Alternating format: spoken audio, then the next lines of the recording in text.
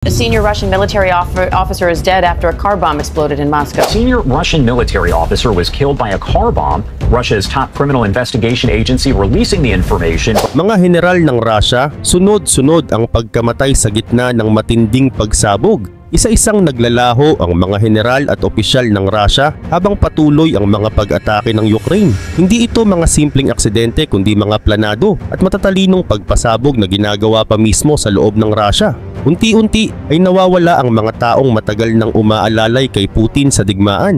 Pero bakit nagagawa ito ng Ukraine at ano ang ibig sabihin nito sa kinabukasan ng digmaan? Alamin natin ang buong kwento kung paano nila ito nagawa at kung bakit lalong nababahala ngayon si Putin. Pero bago tayo magsimula ay baka pwedeng paki-like at subscribe ng video na ito. Malaking tulong at bagay na ito sa aming mga content creators. Maraming salamat po. Kaya naman simulan na natin. Isa-isang naglalaho ang mga general ng Russia habang ang Ukraine ay patuloy na nagpapakawala ng sunod-sunod na pambobomba. Para bang ang layunin nila ay durugin ang lahat ng pag-asa ni President Vladimir Putin na magtagumpay sa kanyang pananakop. Pero kung iisipin ng mabuti ay hindi ito basta-basta ordinaryong pagkamatay na dulot lang ng digmaan. Hindi rin ito simpleng aksidente. Isa itong malinaw na pag-atake ng Ukraine na nakatutok mismo sa mga military leaders ng Russia. Bawat opisyal na namamatay ay parang isang mahalagang bahagi ng makina ni Putin na nawawasak. Ang mga pinunong matagal na niyang inaasahan para idiin ng Ukraine ay isa-isa nang naglalaho. At kung hindi siya mag-iingat ay baka pati ang mismong pananakop niya ay tuluyang bumagsak at matulad sa abo na tinatangay lang ng hangin habang bumabagsak ang kanyang mga tauhan. Samantala, noong araw ng April 26 ay iniulat ng Kyiv Independent ang pagkamatay ni Yevgeny Raitikov. Ang sanhi ng kanyang kamatayan ay isang napakalakas na pagsabog ng bomba sa kanyang sasakyan.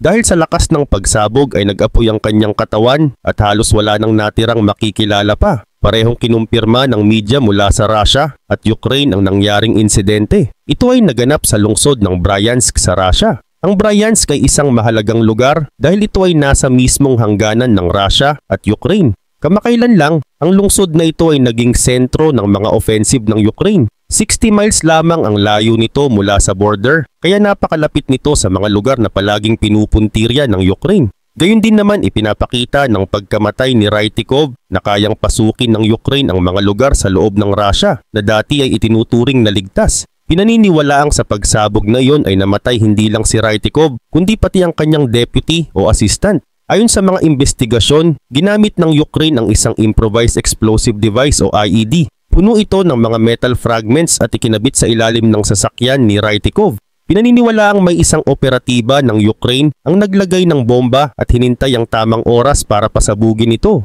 Nang sumakay si Raitikov sa sasakyan ay agad itong pinasabog. Ang bomba ay kontrolado mula sa malayo kaya tiyak na planado ang lahat ng pangyayari. Nang tanungin ng Ukraine tungkol sa insidente, ay hindi sila nagbigay ng comment. Sinabi lang ng kanilang defense ministry na, "We do not comment on what is happening in Russia." Pero kahit walang direktang pag-amin, ay halos lahat ay nakakaalam kung sino ang may kagagawan sa pag-atake kay Raitikov. Kaya ang tanong ngayon, bakit si Raitikov ang pinuntirya?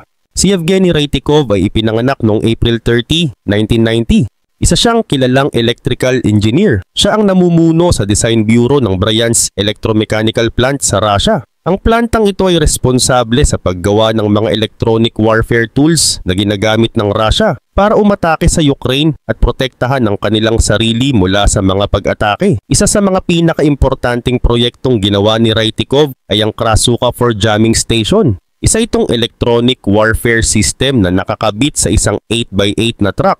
Ang layunin nito ay guluhin at hadlangan ang mga radar ng Ukraine na ginagamit nila para magpadala ng mga missile at drone. Kaugnay pa nito, kaya ring pigilan ng Krasuka ang mga ground-based radars, airborne radars at kahit ang mga low Earth orbit spy satellites. Umaabot ang epekto ng system na ito hanggang 186 miles. Sa distansyang ito ay kaya nitong iligaw ang mga missiles ng Ukraine para hindi tamaan ang mga mahahalagang kagamitan ng Russia. Mula pa sa simula, si Raitikov na ang isa sa mga utak sa likod ng Krasuka at lahat ng sumunod na version ng system na ito ay siya rin ang naging bahagi ng pagbuo. Kung titingnan ang disenyo ng Krasuka, ay mukha itong isang malaking satellite dish at antenna array na nakakabit sa isang turret. Sa magkabilang gilid nito ay makikita ang mga bilog na antenas at sa likuran naman ay may telescopic mast na may isa pang antena. Kapag pinagana ay lumilikha ito ng malakas na jamming signal na nakakapigil sa mga pangunahing frequency na ginagamit ng radar at nagugulo rin ng anumang kagamitan na umaasa sa radio signals. Simple lang ang dahilan kung bakit ginawa ang system na ito upang maprotektahan ang mga mahahalagang kagamitan ng Russia. Kadalasang inilalagay ang Krasukha malapit sa mga anti-air units na target ng Ukraine. Kapag pinagana ito ay nawawala sa tamang direksyon ang mga missiles at drones ng kalaban. Ngunit kahit wala na si Raitikov ay hindi ibig sabihin ay hindi na magagamit ng Russia ang mga system na ginawa niya. Ang kanyang pagkamatay ay hindi kaagad magdudulot ng pagkawala ng Krasukha sa digmaan. Pero may mas malalim itong epekto dahil nawalan si Putin ng isa sa kanyang pinakamahuhusay at pinakaimportanteng electrical engineer. Siya ang utak na matagal nang bumubuo at nagpapalakas sa depensa ng Russia. Si Raitikov ay kinilala rin sa Russia dahil sa kanyang kagalingan. Noong 2016 ay nanalo siya sa isang military engineering competition noong siya ay 26 years old pa lamang. Kahit anuman ang panig na kanyang pinili sa digmaan ay hindi maikakaila na isa siyang genius sa larangan ng engineering at warfare technology. Ngayon na siya ay wala na, ay hindi na siya maaasahan ni Putin na bumuo pa ng mas epektibong bersyon ng Krasukha. Ang mga naiwan niyang kaalaman ay maaaring magamit pa rin ng Russia, pero ang kanyang malikhaing isipan ay wala ng kapalit sa ngayon. Pero heto pa ang mas nakakatakot na pangyayari para kay Putin. Ang car bomb na ginamit ng Ukraine para patayin si Raitikov.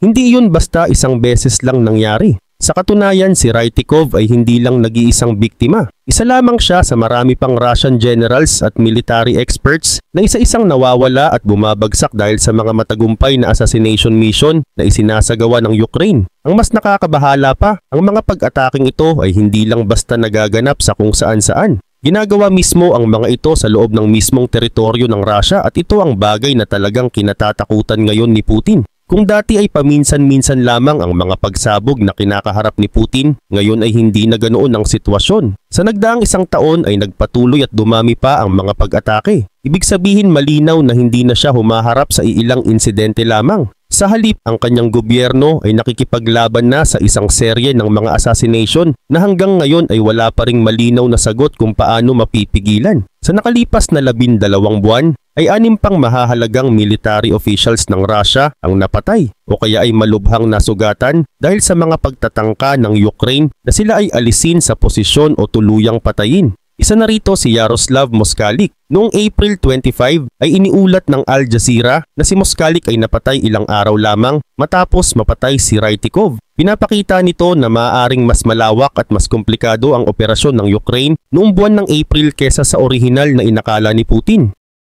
Katulad ng nangyari kay Raitikov ay isang improvised explosive device ang ginamit sa pagpatay kay Moskalik. Ang bomba ay inilagay sa kanyang sasakyan sa Balashika, isang bayan na matatagpuan sa silangang bahagi ng Moscow. Nang si Moskalik ay naglakad malapit sa kanyang kotse, ay bigla itong sumabog. Sa lakas ng pagsabog ay agad siyang namatay. Ang insidenteng ito ay kasalukuyang iniimbestigahan ng Investigative Committee ng Russia. Gayunpaman, kakaunti lamang ang mga detalye na kanilang inilabas sa publiko. Sa kanilang maikling pahayag ay sinabi nila na ayon sa available na impormasyon, ang pagsabog ay sanhi ng isang improvised explosive device na naglalaman ng mga destructive elements. Hindi na nila tinukoy kung sino ang nasa likod ng pag-atake. Pero sa totoo lang, hindi na rin kailangan pang tukuyin pa. Alam na ng Russia kung sino ang may kagagawan ng pag-atake. Nagkaroon man si Putin ng kaunting ginhawa dahil ayon sa ulat ng BBC noong April 26, ay nahuli ng Russian FSB Secret Service ang itinuturong salarin.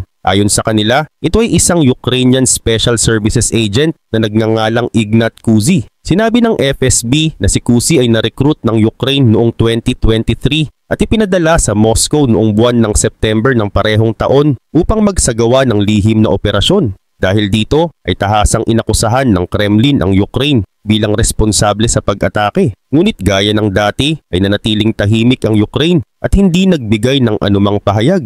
Ngunit kahit pa may nahuli silang suspect ay hindi nito nabawasan ang bigat ng pagkawala ni Moskalik. Si Moskalik ay hindi lamang basta opisyal. Siya rin ang pinagkatiwalaan mismo ni Putin upang katawanin ng Russia noong 2015 sa mga pag-uusap na ginanap sa Paris kasama ang Ukraine. Siya rin ang isa sa mga pangunahing personalidad na tumulong upang mabuo ang Minsk Agreements, bagamat ang kasunduang iyon ay kalaunan ding nabigo.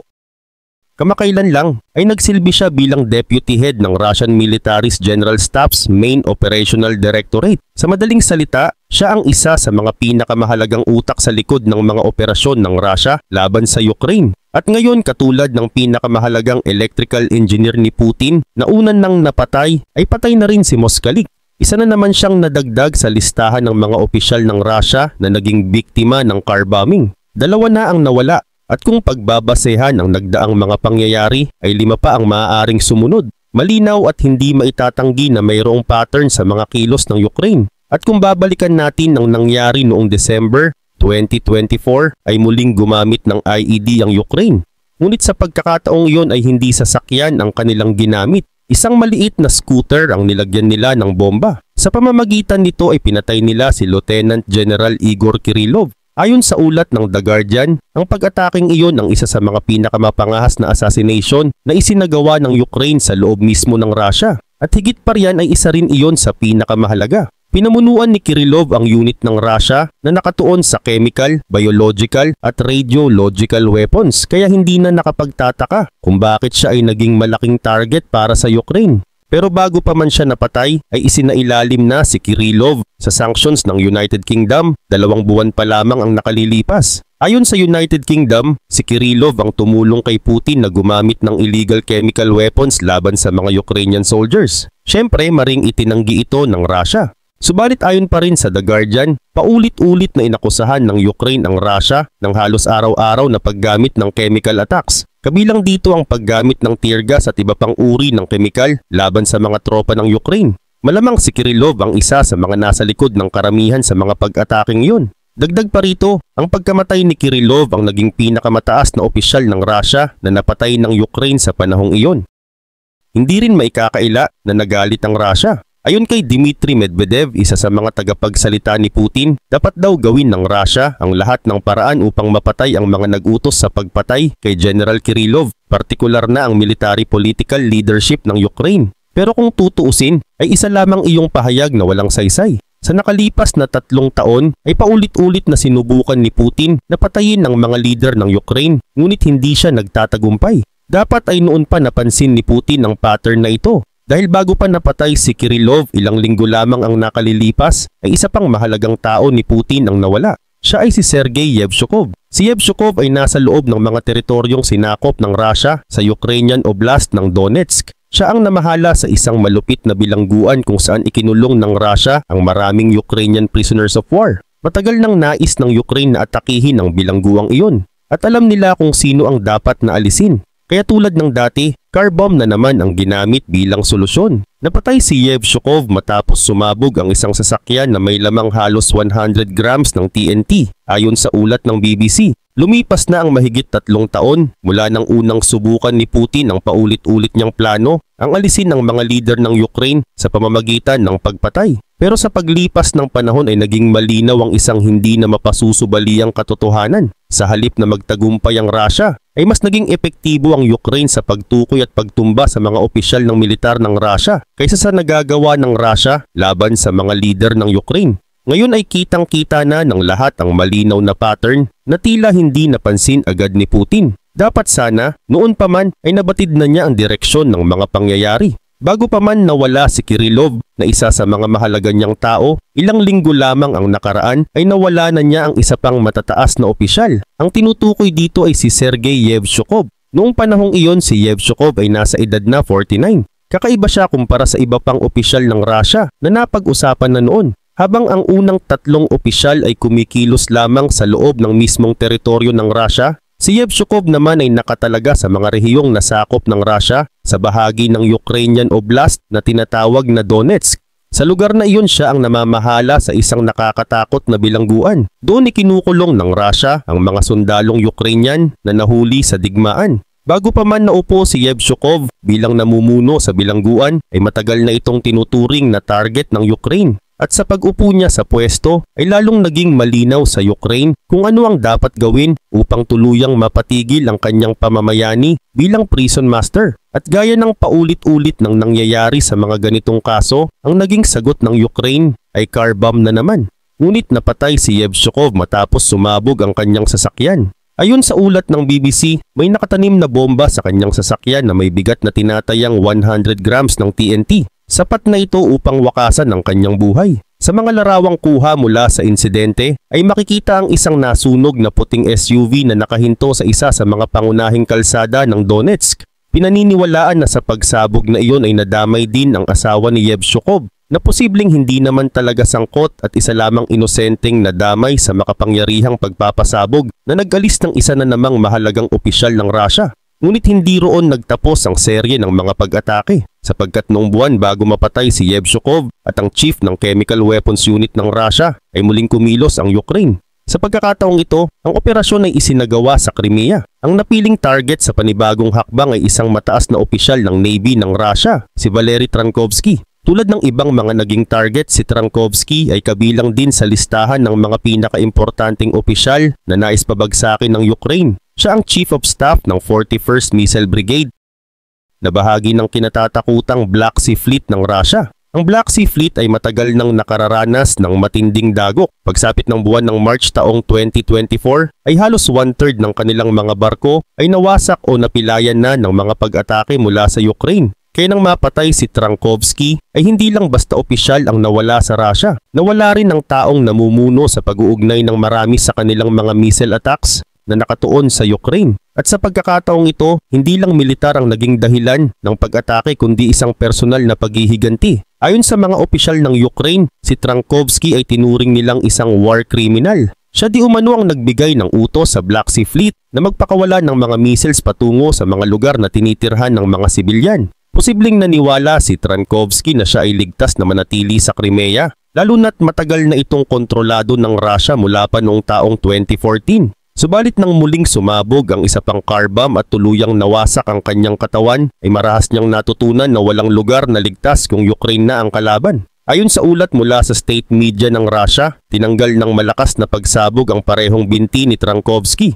Siya ay nawalan ng hininga matapos lamang ang ilang minutong matinding pagdurugo. Napag-alaman rin na sinubaybayan ng mga operatiba ng Ukraine si Trankovsky sa loob ng halos isang buong linggo bago isinagawa ang pag-atake. Kung ito ay totoo, nagpapakita ito kung gaano kahusay at kakomplikado ang mga operasyon ng Ukraine. Hindi sila basta-basta nagpapasabog ng sasakyan na umaasang tatamaan ng target. Hindi ganun kasimple ang kanilang galaw. Pinapasok nila ang mga lugar na kontrolado ng kaaway, pinag-aaralan mabuti ang galaw ng kanilang target at saka lamang sila umaatake kapag sila ay nakasisiguro na.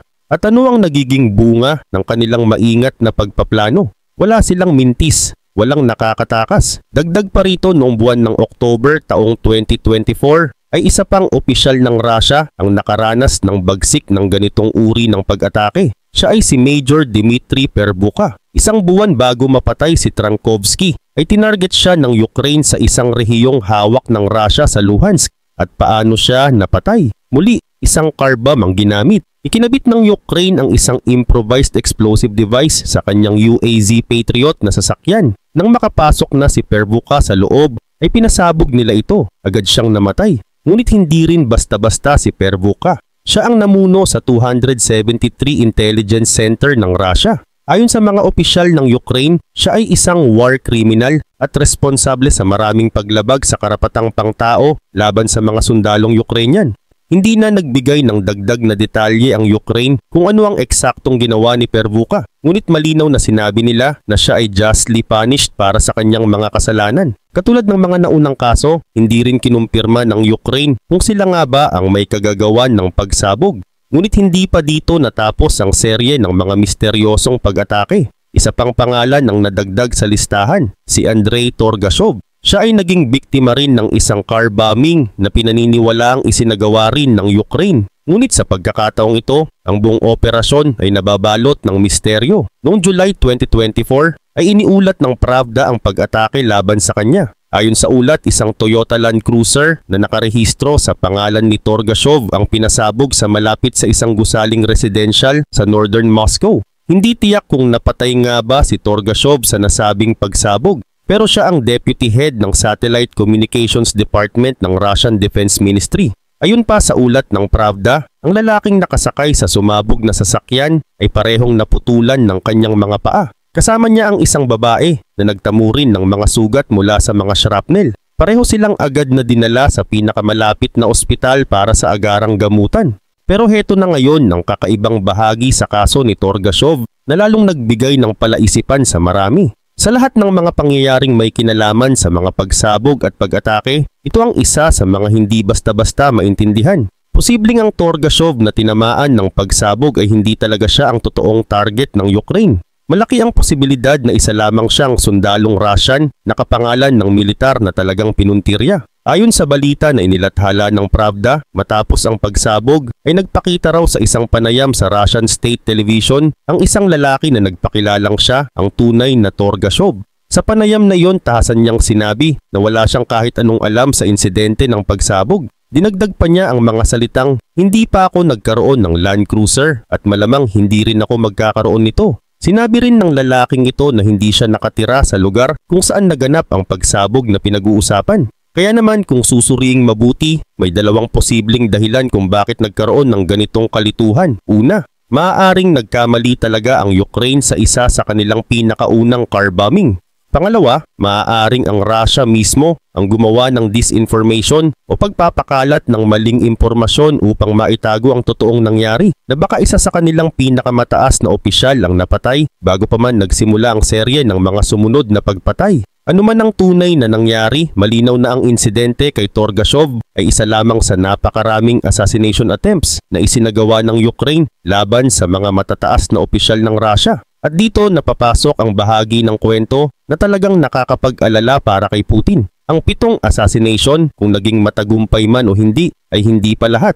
Sa katunayan, kaunti lamang ito kung ikukumpara sa mga insidenteng hindi na ibalita, pero nagresulta rin sa pagkamatay ng mga mahahalagang opisyal ng Russia. Isa sa mga naging biktima ay ang pinuno ng isang nuclear power plant. Ang opisyal na ito ay dating nagtatrabaho para sa Ukraine pero nagtaksil at nagbigay ng listahan ng mga importanteng infrastruktura sa Russia. At gaya ng nakasanayan, car bomb na naman ang ginamit upang siya ay patayin. Kung tutuusin, malinaw ang ipinapakita ng lahat ng mga pag-ataking ito. May malinaw at tahasang taktika ang Ukraine na alisin, isa-isa, ang mga mataas na opisyal ng Russia. Sa ngayon, tila wala nang magawa si Putin kundi panoorin kung paano isa-isang nawawala ang kanyang mga general at mga military leaders. Para na silang mga langaw na unti-unting nalalaglag sa paligid niya. At dito papasok ang malaking tanong na hindi maiiwasan. Ano nga ba ang ibig sabihin ng lahat ng ito para sa kasalukuyang digmaan sa Ukraine?